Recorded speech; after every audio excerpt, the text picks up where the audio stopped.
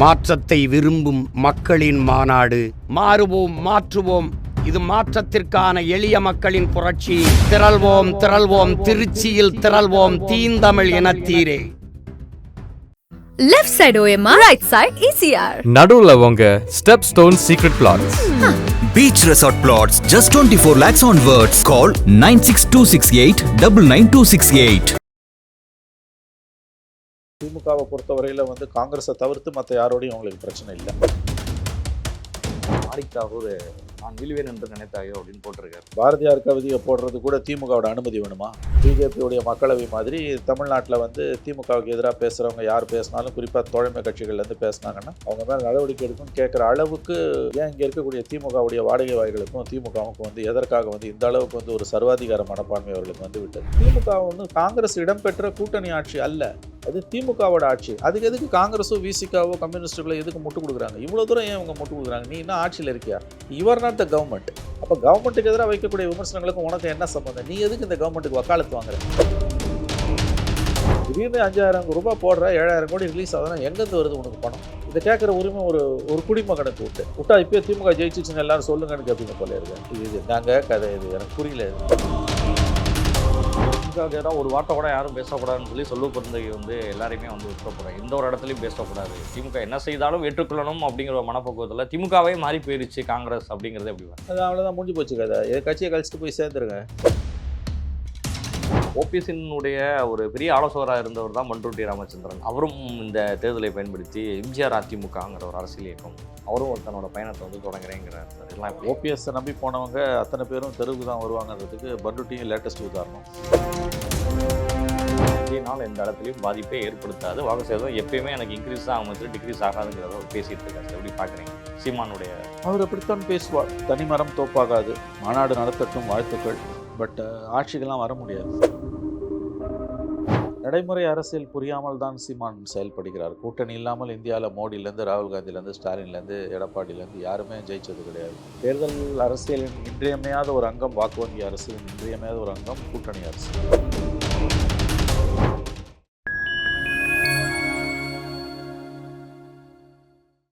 Point மீடியாவோட ஒரு special இன்டர்வியூல சிறப்பு அழைப்பாளராக தமிழ்நாட்டினுடைய ஒரு மூத்த உடையாளர் மணிசார் அவர்கள் இணைந்துள்ளார். சமகால அரசியல் நிகழ்வுகள் குறித்த பல்வேறு கேள்விகளை முன்வைக்கின்றோம். வாருங்கள் நிகழ்ச்சிகள் சொல்லலாம். வணக்கம் சார். வணக்கம்.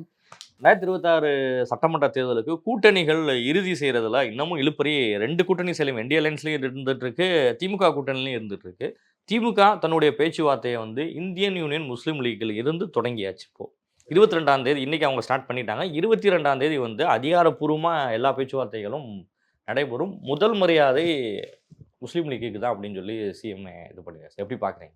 ஆமாம், இது சிறிய கட்சிகள்லேருந்து அவங்க எப்பயுமே ஆரம்பிப்பாங்க, அதை பர்ஃபெக்டாக பண்ணுவாங்க. நாள் இருக்குது நமக்கு. மார்ச் 2nd வீக்கில் தான் நோட்டிஃபிகேஷன் வரும். ஐ திங்க் இந்த முறை மே 1st வீக்கு தேர்தல் தள்ளி போகணும்னு ஒரு கருத்து நிலவுது. ஏப்ரல் 1st வீக்கில் தான் நம்ம கடந்த 3 தேர்தல்கள் நடந்தது. இந்த முறை மே முதல் வாரத்துக்கு போகலாம். அதாவது இந்த 5 மாநில தேர்தல்கள், தமிழ்நாடு, கேரளா, அசாம், மேற்கு வங்கம், புதுச்சேரி, இதில் 5 மாநிலங்களோட தேர்தல் எப்படியும் வெஸ்ட் பெங்கால் இருக்கிறதால 7 கட்டங்களாக தான் நடைபெற போகுது. நமக்கு லாஸ்ட் ஃபேஸில் போகணும்னு ஒரு கருத்து நிலவுது. குறிப்பாக அந்த 5000 ரூபாய் கொடுத்த பிறகு அதை மக்களை மறக்கடிக்கணும்னா மோடி கவர்மெண்ட்டு, எலெக்ஷன் கமிஷனும் மோடியும் ஒன்று தான். அப்படி தான் நம்ம அதை பார்க்க வேண்டியது. நீ பிரித்து பார்க்க வேணாம், ரெண்டும் பிரித்து பார்க்க வேண்டாம். It's very sad. May 1st week தான் நமக்கு எலெக்ஷன் போகுன்றாங்க. அப்படி தான் நான் கேள்விப்படுகிறேன். ஸோ அப்படி பார்க்கும்போது 2.5 மாதத்துக்கு மேலே இருக்குது. நோட்டிஃபிகேஷன் மார்ச் 2nd வீக்கில் வந்ததுன்னா நடத்தை விதிமுறைகள் நான் கேள்விப்படுவது தமிழகத்தில் 2 மாதங்களாவது குறைந்தது நடத்தை விதிமுறைகளை அமலில் வைத்துவிட்டு தேர்தல்களை நடத்த வேண்டும் என்று பாஜக திட்டமிடுவதாக அறிகிறேன். ஏன்னா இந்த 5000 ரூபாய் கொடுத்ததெல்லாம் அப்போ தான் கூல் டவுன் ஆகும் அப்படின்ட்டு புதிய அறிவிப்புகள் எதையும் அவங்க செய்ய முடியாது. ரெண்டாவது, அவங்க எடுக்க வேண்டிய நடவடிக்கைகளை அவர்கள் எடுக்கலாம் அந்த 2 மாதம். ஸோ இது எல்லாத்தையும் கவனத்தில் வைத்து நமக்கான தேர்தல்களை மே முதல் வாரத்திற்கு போகலாம் என்று ஒரு ஹேஷியம் நிலவுது. அது உண்மையாகவும் இருக்கலாம், பொய்யாகவும் இருக்கலாம், நமக்கு தெரியாது. பட் அதுக்கான பாசிபிலிட்டி இருக்குது. அப்படி பார்க்கும்பொழுது டைம் இருக்குது, இன்னும் நிறையா இருக்குது. இன்னைக்கு அவங்க பேச்சுவார்த்தையை ஐயுஎம்எலோட அவரை சந்திச்சு பேசியிருக்காரு. காதல் சந்திச்சு பேசியிருக்காரு. முதல் மரியாதை அவங்களுக்கும் அப்படிங்கிறது தான் சிஎம் சொல்லிட்டாரு. ஓகே, அதுதான். அது 22ஆம் தேதியிலேருந்து அதிகாரப்பூர்வமாக ஆரம்பிப்பாங்க.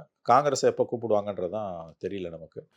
காங்கிரஸை கூப்பிட்றதுக்கு முன்னால் பேக்டோர் ஆப்ரேஷன்ஸ் நடக்கும். உங்களுக்கு அங்கே போய் சண்டை போடாமல் அந்த பேச்சுவார்த்தை இது பண்ணணும். அங்கே எப்படி நெருடல் வந்தாலும் டெல்லியில் தான் செட்டில் பண்ணுவாங்க ஃபைனலாக. ராகுல் காந்தியும் கனிமொழியும் தான் அதை அக்ரிமெண்ட்டை சீல் பண்ணுவாங்க, அப்படி தான் நான் நினைக்கிறேன். கேசி வேணுகோபால் பேசிய பிறகு பார்க்கும்போது ஓரளவு சமரசம் ஏற்பட்டதாக தெரியுது.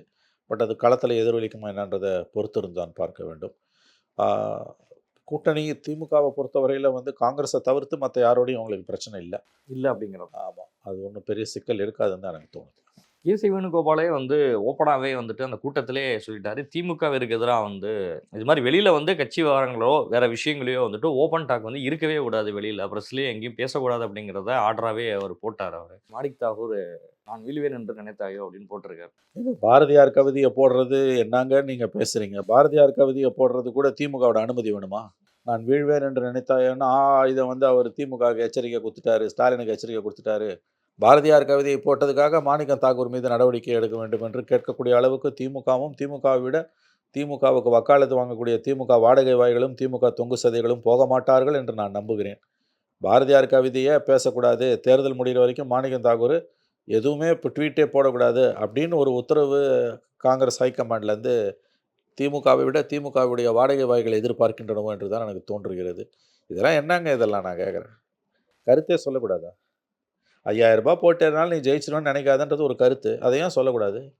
அதுக்கு நடவடிக்கை எடுக்கணுன்றீங்க. அரசு செய்யக்கூடிய எல்லாத்தையும் ஆதரித்து தான் பேசணும், விமர்சனம் பண்ணி பேசணும், அவன் மேலே நடவடிக்கை எடுக்கணும்னு என்ன சர்வாதிகாரத்தனம் இது?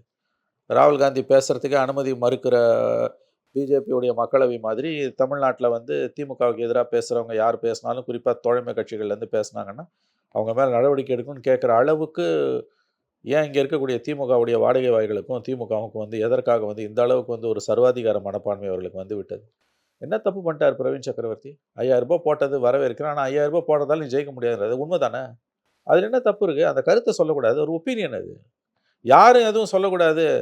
திமுக அரசின் செயல்பாடுகளை பற்றி புகழ்ந்து பாராட்டி எல்லாரும் ஜிங்சாக் போடணும்னு நீங்கள் எதிர்பார்க்குறீங்க. அது எப்படிங்க சாத்தியப்படும்? 2 வெவ்வேறு கட்சிகள் இல்லை. அப்போ அதுக்கு எல்லாருமே திமுகவை இருந்துட்டு போயிடலாமே.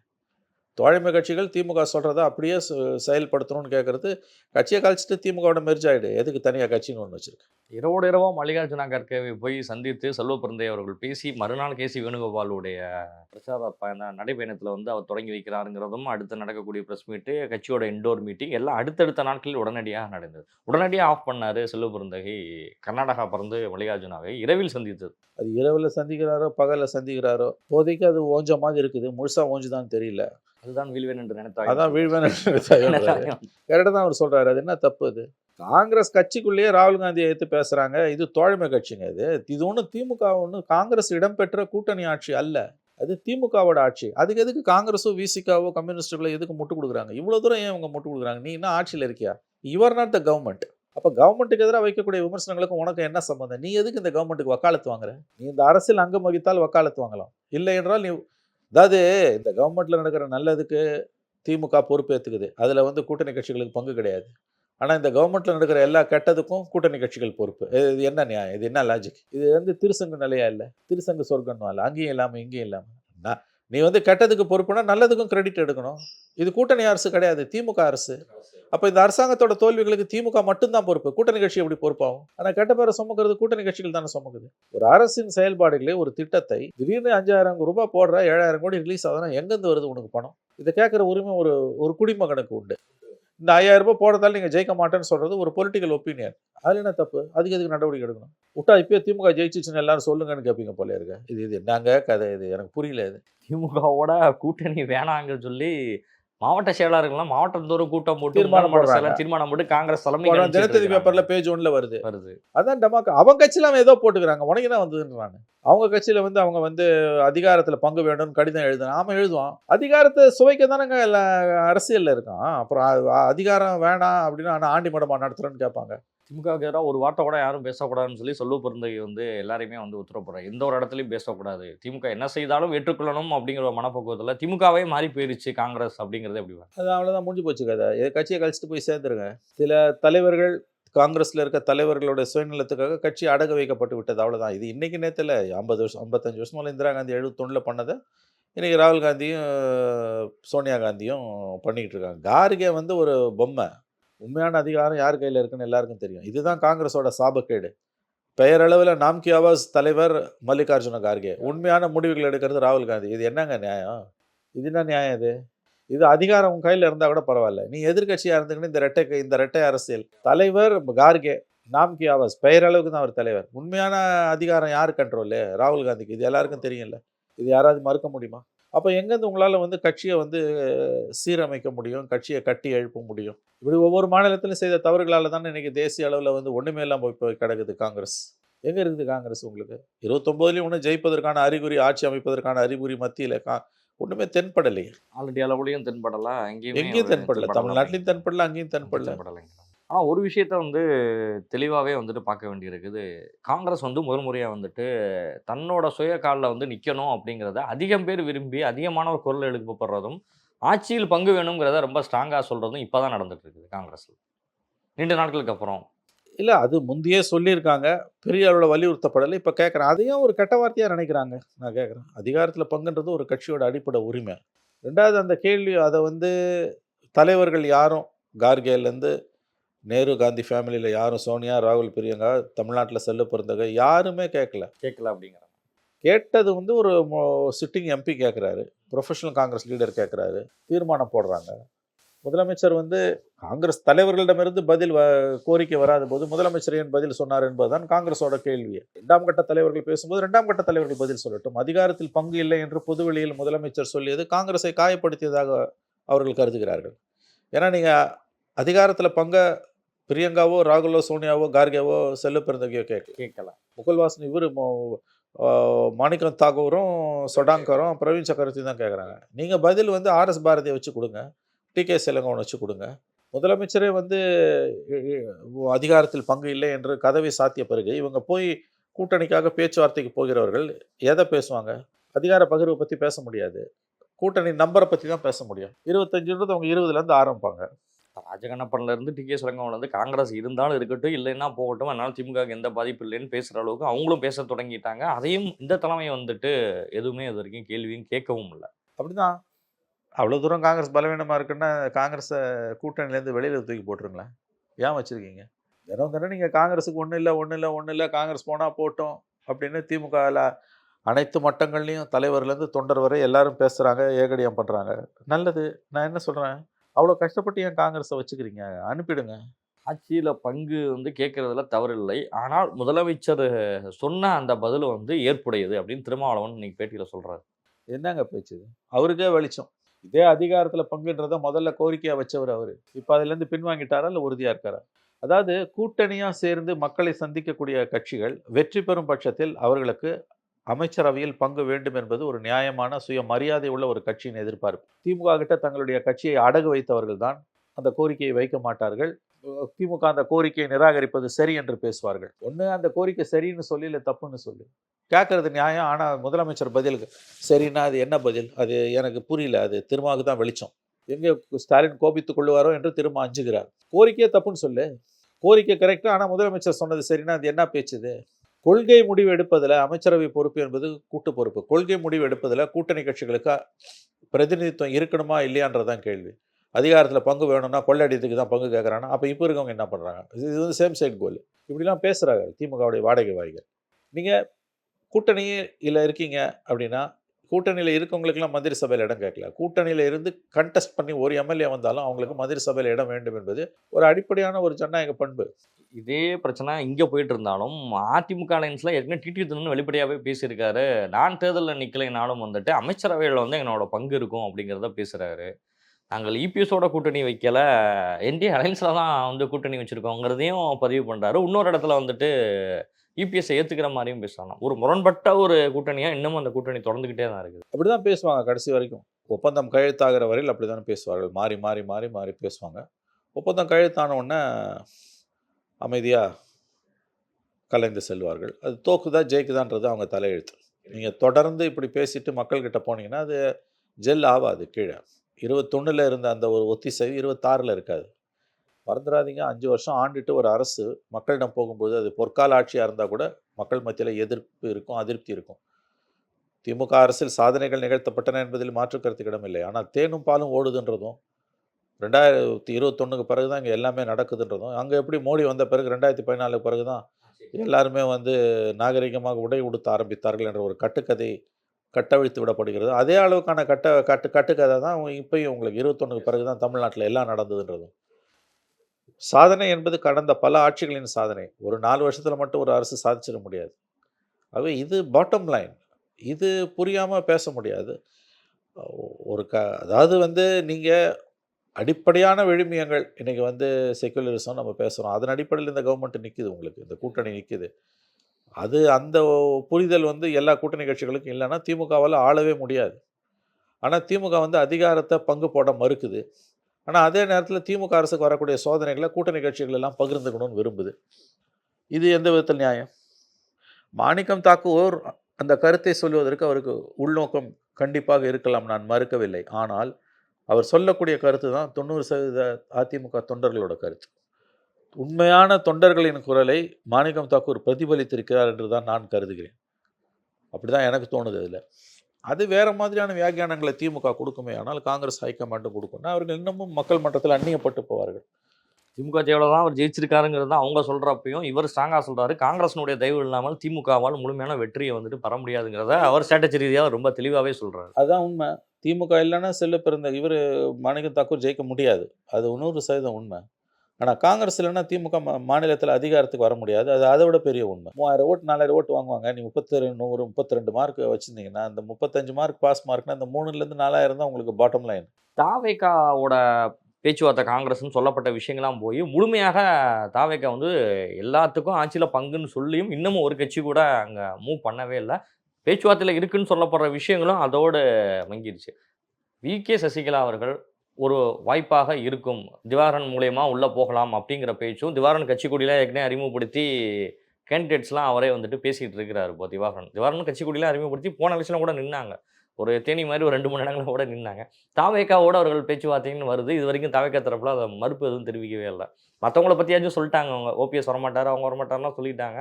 இதை பற்றி இன்றைக்கு வரைக்கும் அவங்க எதுவுமே சொல்லலை. ஆனால் அந்த முயற்சி நடந்துட்டு இருக்கிறது எப்படி பார்க்குறீங்க சார்? தெரியலங்க, அது என்ன, இதெல்லாம் நான் செவி வழியாக கேள்விப்படுறேன். அது தினகரனுக்கு எதிராக ஸ்ட்ராங்காக நிற்கிறாங்க அப்படிங்கிறது, தென் மாவட்டங்களில் ஓட்டுக்களை பிரிப்பதற்கு தினகரனுக்கு எதிராக ஸ்ட்ராங்காக இருக்காங்க அப்படின்னா அது டிஎம்கேக்கு தான் அட்வான்டேஜ். 4 முனை போட்டு ஏற்கனவே டிஎம்கேக்கு தான் அட்வான்டேஜ், கிளியர் அட்வான்டேஜ். இப்போ இதெல்லாம் நடந்ததுன்னா இன்னும் திமுக ஜெயிக்கும். பட் அப்படி தானான்றது நமக்கு தெரியல. அவங்க ஒரு வாரமாக ஏதோ ஆதரவாளர்களோட பேசுகிறாங்கன்றாங்க சசிகலா. 24 ஜெயலலிதா பர்த்டே அன்றைக்கி ஏதோ கட்சி அனௌன்ஸ் பண்ண போகிறாங்கன்றாங்க. இதெல்லாம் சரி, பட் இது உங்களுக்கு வெற்றியை கொடுக்குமான்றதான் கேள்வி. தினகரனிடமிருந்து பிரிந்து செல்வர்கள்லாம் சசிகலா அவங்கள்ட்ட போய் ஜாயின் பண்ணிவிட்டு நாங்கள் நிற்க போகிறோம் அவங்களே வெளியில் பேச ஆரம்பிச்சிட்டாங்க. இதெல்லாம் மாணிக்கம் தாக்கூர் மதுரை வடக்கு எங்களுக்கு தான் ஓணுனார்ல, அது என்னங்க பேச்சு? அதெல்லாம் கூட்டணியில் இருக்கும்போது நீங்கள் எப்படி ஒரு தொகுதி எனக்கு ஓணுன்னு பேச முடியும்? அதே தான் இப்போ நீங்கள் பேசலாம். கூட்டணியில் இருக்கிறீங்கன்னா நீங்கள் அந்த கூட்டணி தர்மம்னு ஒன்று இருக்குது. தொகுதி பங்கீடுகள் முடிவு செய்யப்படாத வரையில் தனி மனிதர்கள் பேசக்கூடாது. இவங்க அதை பேசுகிறாங்க, தொடர்ந்து பேசுகிறாங்க. அது நெருக்கடி. இப்படி பேசுகிறதால கூட்டணிக்குள்ளே நெருக்கடி தான் உருவாகும். ஓபிஎஸ்ஸினுடைய ஒரு பெரிய ஆலோசகராக இருந்தவர் தான் பண்ருட்டி ராமச்சந்திரன். அவரும் இந்த தேர்தலை பயன்படுத்தி எம்ஜிஆர் அதிமுகங்கிற ஒரு அரசியல் இயக்கம், அவரும் தன்னோட பயணத்தை தொடங்குறேங்கிறாரு சார். இதெல்லாம் ஒரு பழைய தலைவர், கலைஞரோட அமைச்சரவையில் அண்ணா காலத்துக்கு பிறகு இருந்தவர். 75-76 போக்குவரத்துறை அமைச்சராக இருந்தவர். கலைஞரோட 71-76 காலகட்டத்தில் எம்ஜிஆரிடம் 10 ஆண்டுகள் மந்திரியாக இருந்தவர். பழுத்த அனுபவசாலி. விஜயகாந்துக்கு அரசியல் ஆசானாக இருந்தவர். இன்றைக்கி ஓபிஎஸ் கிட்ட போய் எல்லாரையும் போல் அவரும் வீணாக போனார். இன்றைக்கி அவர் கட்சி ஆரம்பிக்கிறார். அவருக்கு வயதாகிவிட்டது, 90 வயதுக்கு மேலே, கிட்டத்தட்ட 90 வயது அவருக்கு. தெரியல அவர் கட்சி ஆரம்பித்து என்ன பண்ண போகிறார். ஓபிஎஸ்ஸை நம்பி போனவங்க அத்தனை பேரும் தெருவுக்கு தான் வருவாங்கன்றதுக்கு பண்ருட்டியும் லேட்டஸ்ட் உதாரணம். அவர் தனி கட்சியோட போகிறாரு, அவர் தனி கட்சி ஆரம்பிக்கிறார் போகிறாரு. ஆனால் ஓபிஎஸ் இதுவரை முடிவு எடுக்கவே இல்லை. எந்த முடிவும் எடுக்கல. ஏதோ ஒரு 75 பேர் அவர் ஆதரவாளர்கள் வெளியில் அவ்வளோ பேர் இருக்காங்களா அவர் கூடன்றது அப்போ தான் தெரியும். நேற்று தான் தெரிஞ்சு தானே, இன்னைக்கு காலையில் தான் தெரிஞ்சுது. 75 பேர் அவர் விட்டு ஆதரவாளர் வெளியில் இதுக்கு வேறு அமைப்புக்கு போகிறாங்க அப்படின்றாங்க. தெரியலங்க அவர் என்ன பண்ண போகிறாரு. மாசியும் வந்துருச்சு, ஓபிஎஸ் முடிவு எடுக்கல. தை மாதம் முடிஞ்சிச்சு, மாசியும் வந்துருச்சு. செங்கோட்டையன் அப்படியே சொன்னார், தை மாதத்துக்குள்ளேயே கூட்டணி வரும்னாரு. அங்கேயும் பெருசாகவும் நாள் இருக்குங்க, அவ்வளோ சீக்கிரம் வராது. நான் தான் சொல்கிறேன், நோட்டிஃபிகேஷன் மார்ச் 2nd வீக். நோட்டிஃபிகேஷனுக்கு பிறகு தான் இங்கே அது வரைக்கும் இழுக்கும். மேபி மார்ச் 1 அன்னைக்கு மோடியுடைய மதுரை மீட்டிங்கில் சம் கிளாரிட்டி கிடைக்கலாம். ஏன்னா ஓபிஎஸ், சசிகலா, அப்புறம் வேறு யார், ஓபிஎஸ், சசிகலா, பாட்டாளி மக்கள் கட்சி, ராமதாஸ் என்ன பண்ண போகிறாங்க. ராமதாஸ் இந்த தடவை கஷ்டம் எங்கேயும் போகிறதுக்கும். ராமதாஸுக்கும் ஓபிஎஸ்க்கும் சிக்கல் இருக்குது, எங்கேயும் போக முடியாது. அவங்க நயினா நாகேந்திரனுடைய சர்ச்சையான பேச்சு, அவரே பின்னாடி நான் அப்படிலாம் பேசக்கூடிய ஆள் இல்லைன்னு சொல்லி அவரே சொல்றாரு. ஏற்கனவே நடிகை திரிஷா தரப்புல வந்து ஒரு கண்டனம் வேற தெரிவிச்சிருக்காங்க. ஒரு அரசியல் கட்சியினுடைய தலைவர், ஒரு முக்கியமான ஒரு தேசிய கட்சியினுடைய மாநில தலைவராக இருக்கிறவர்கள் இது போன்ற அருவருக்கத்தக்க பேச்சுகள் அதுவும் விஜய்க்கு எதிராக முன்வைக்கணுங்கிற அவசியம் இல்லை அப்படிங்கிறது எல்லாருடைய கருத்தாகவும் வந்துட்டு இருக்கு. இல்லை மன்னிப்பு அவர் வருத்தம் தெரிவித்துட்டார், விட்டுட வேண்டியதான், அதுக்கு மேலே ஒன்றும் பேச முடியாது. ஆனால் அது பேசுனது வக்ர புத்தி, விஜய் மீது இருக்கக்கூடிய பொறாமை தான். தங்கள் கூட்டணிக்கு விஜய் வரவில்லை என்ற கோபம், பொறாமை, எரிச்சல் பிஜேபியில் ஒவ்வொரு தலைவருக்கும் இருக்குது. தமிழிசைக்கு இருக்குது, நயினாருக்கு இருக்குது. அந்த கோபத்தில் தான் அவங்க இப்படிலாம் பேசுகிறாங்க. நேரடியாகவும் அழைப்பும் கொடுக்குறாங்க தமிழிசை சவுந்தரராஜன். அன்னைக்கே தான், அன்னைக்கு இந்த விஷயம் நடந்த அடுத்த கொஞ்ச நேரத்தில் தான் நயினாருடைய அந்த பேச்சும் வெளியாகுது. தமிழிசை காலையில் வந்து அறிவிக்கிறாங்க, நீங்கள் எங்கள் கூட்டணிக்கு வரணும், விஜய் சேருங்கள் அப்படின்னு சொல்கிறாங்க அவங்க. அது இல்லைன்றது கூட வருத்தம், விரக்தியில் தான் இப்படிலாம் நயினார் நாகேந்திரன் பேசியிருக்கார். தவறு, அவர் பேசியது ரொம்ப ரொம்ப தவறு. அரசியலுக்கு சம்மந்தம் இல்லாத ஒரு தனிநபரை, ஒரு நடிகை, அவர் அடிப்படையில் ஒரு பெண், அவருக்கும் எதுக்கு எந்த சம்மந்தம் இல்லைன்னு அதை இழுப்பது என்பது ரொம்ப வக்ரமான புத்தி. அது மன்னிப்பு கேட்டார், வருத்தம் தெரிவிச்சிட்டார், அதோட விட்டுடலாம். இது காலகாலமாக இருக்கக்கூடிய ஆண்களோட வக்ர புத்தி. இன்னும் வரும் நாட்களில் இந்த பரப்புரை இன்னும் கேவலமாக போகும். தமிழ்நாடு அரசியலோட பரப்புரை என்பது இதை விட இன்னும் பல மடங்கு கேவலமாக போகும். கேசவநாயகம் மாற்றப்பட்டும் அவர் பதவியில் இருந்து போயும் வந்து அண்ணாமலைக்கான பதவி இதுவரை கொடுக்கப்படலை. அழுத்தத்தின் காரணமாக அவரையும் வந்துட்டு மாற்றி ஆர்எஸ்எஸ் திரும்ப பெற்றுக்கொண்டது. வேற ஒரு அமைப்புகள்லாம் அவருக்கு பதவியெல்லாம் கொடுக்கப்பட்டிருந்தாலும் அண்ணாமலைக்கான பிரச்சனை இன்னும் முற்றுப்பெறாமல் இருக்குது. நயினார் எவ்வளவோ பேசி பார்த்தாச்சு. டெல்லி மேலிடமும் அவருக்கு சப்போர்ட் இருந்தும் அண்ணாமலை இன்னும் அப்செட்டில் தான் இருக்கார், வெளியில் வரலை. இன்னும் கட்சிக்கு எதிரான வேலைகள் அவருடைய ஆதரவாளர்கள் பண்ணிட்டு இருக்காங்கிறதால எப்படி பார்க்குறீங்க சார்? ஆமாம், அவங்களுக்கான முக்கியத்துவம் போய்விட்டதாக கருதுகிறார்கள். ஹைகமாண்ட் முடிவு எடுக்கணும், அவருக்கு தேசிய பொறுப்பு ஏதாவது கொடுத்து இங்கேருந்து நகர்த்தணும். அப்படி இல்லைன்னா அவரை வைத்துக்கொண்டு தமிழக சட்டமன்ற தேர்தலை பாஜக சந்திக்குமே ஆனால் கூட்டணி கட்சிகளுக்குள் உரசல் வர வாய்ப்பு உண்டு. கடந்த காலங்களில் அவர் அண்ணாமலை அதை தான் செய்திருக்கிறார். தெரிந்தே வந்து பிஜேபி ஹைகமாண்டு இதை அலோவ் பண்ணுதோன்னு எனக்கு தோணுது. அண்ணாமலை பாட்டு இருக்கட்டும், அவர் பாட்டு கத்திட்டு கிடக்கட்டும், கூட்டணிக்கு எதிரான கருத்துக்களே அவர் சொல்லட்டும் என்று விரும்புகிறாங்களோ என்று தான் என்ன தோன்றுகிறது.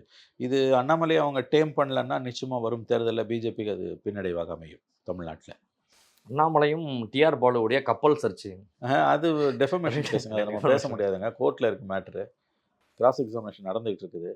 டிஎம்கே ஃபைல்ஸ் போட்டதில் டிஆர் பாலு அண்ணாமலை மேலே போட்ட அவதூறு வழக்கு விசாரணை நடந்துகிட்டு இருக்குது. இன்னமும் தொடர்ந்து நடக்கும். இதெல்லாம் சில நாட்கள் நடக்கும். அதுக்கு பிறகு தீர்ப்பு வந்த பிறகு தான் நம்ம பேச முடியும். இப்போ அதை பற்றி பேசுறது சரியாக வராது, சப்ஜுடிஸ் அது. இதே ஒரு கேள்வி சார். நாம் தமிழர் கட்சியினுடைய மாநில மாநாடு வந்து 21ஆம் தேதி திருச்சியில் வந்து சீமான் அறிவிச்சிருக்காரு. 234 தொகுதிக்கான கேண்டிடேட்டும் நானும் எங்கே நிற்க போகிறேங்கிறதையும் அனௌன்ஸ் பண்ணிடுறேன் அப்படிங்கிறதையும் தெளிவாக சொல்லியிருக்காரு. என்னுடைய வாக்கு சதவீதம் விஜய்னால் எந்த இடத்துலையும் பாதிப்பே ஏற்படுத்தாது, வாக்கு சதவீதம் எப்பயுமே எனக்கு இன்க்ரீஸ் தான் ஆகும், டிக்ரீஸ் ஆகாதுங்கிறத அவர் பேசிகிட்டு இருக்காரு சார். எப்படி பார்க்குறீங்க சீமானுடைய? அவர் அப்படித்தான் பேசுவார், தனிமரம் தோப்பாகாது, மாநாடு நடத்தட்டும், வாழ்த்துக்கள். பட் ஆட்சிக்கெல்லாம் வர முடியாது. 8% ஓட்டுன்றது 10% ஆகலாம். அதை வச்சு என்ன பண்ணுவீங்க நீங்கள்? 30% கிராஸ் பண்ணால் தான் ஆட்சிக்கு போக முடியும். ஒரு தேர்தலுக்கு 2% கூடுதுன்னா இன்னும் 30% ஆகிறதுக்கு இன்னும் எத்தனை வருஷம் காத்திருக்கணும்? அவர் வந்து 10 தேர்தலுக்கு 50 வருஷம் காத்திருக்கணும். நடக்கிற காரியமாக இது. நடைமுறை அரசியல் புரியாமல் தான் சீமான் செயல்படுகிறார். கூட்டணி இல்லாமல் இந்தியாவில் மோடியிலேருந்து ராகுல் காந்திலேருந்து ஸ்டாலின்லேருந்து எடப்பாடியிலேருந்து யாருமே ஜெயிச்சது கிடையாது. தேர்தல் அரசியலின் இன்றியமையாத ஒரு அங்கம், வாக்கு வங்கி அரசியலின் இன்றியமையாத ஒரு அங்கம் கூட்டணி அரசு. எதிரும் புதிருமான கட்சிகளை கைக்குலுக்கி கொண்டு சீட் ஷேரிங் பண்ணும்போது இதெல்லாம் ஒத்திசை உள்ள கட்சிகளுக்கு அது ஒரு பெரிய சிக்கலாகவே இருக்காது. அப்படி இருக்கும்போதும் சீமான் அவர்கள் கனவுலைகள் மிதக்கிறார் தான் எனக்கு தோணுது. தனியாக நிற்போன்னு. தனியாக நில்லுங்க, நல்ல அருமையான கருத்துக்களை தான் அவர் சொல்கிறார். பட் தனியாக நிற்கிறதால் அதுக்கு எந்த பிரயோஜனமும் இல்லை. இதை அவர் புரிந்து கொள்ள வேண்டும். அவர் புரிந்து கொள்ள மறுக்கும் முறையில் நாம் தமிழர் கட்சியினுடைய வாக்கு வங்கி என்பது மேலே போவதோ இல்லையோ தெரியாது. கொஞ்சம் இவர் சுதாரிக்காமல் விட்டார்னா கீழே போயிடும் அப்படிங்கிறதெல்லாம். ஆமாம், இது தொடர்ந்து அவரால் எத்தனை எலெக்ஷன் இனிமேல் ஃபேஸ் பண்ண முடியும்? விஜய் வரைக்கும் பின்னாடி அவருடைய வாக்கு வங்கியில் பெரிய சரிவு இருக்குது அப்படிங்கிறது. விஜய் வந்த பிறகு அவருடைய வாக்கு வங்கியில் பெரிய சரிவு இருக்குது நாம் தமிழரோட. இந்த தடவை வந்து அது இன்னும் அதிகமாகும் என்று நான் நம்புகிறேன். அது நடந்ததுன்னா அது வந்து it's good news for DMK. அப்படி தான். நிச்சயமாக சார், உங்களுடைய நேரங்களை ஒதுக்கி பல்வேறு கேள்விகளுக்கு பதில் தந்தவங்க நன்றி சார். நன்றி சார்.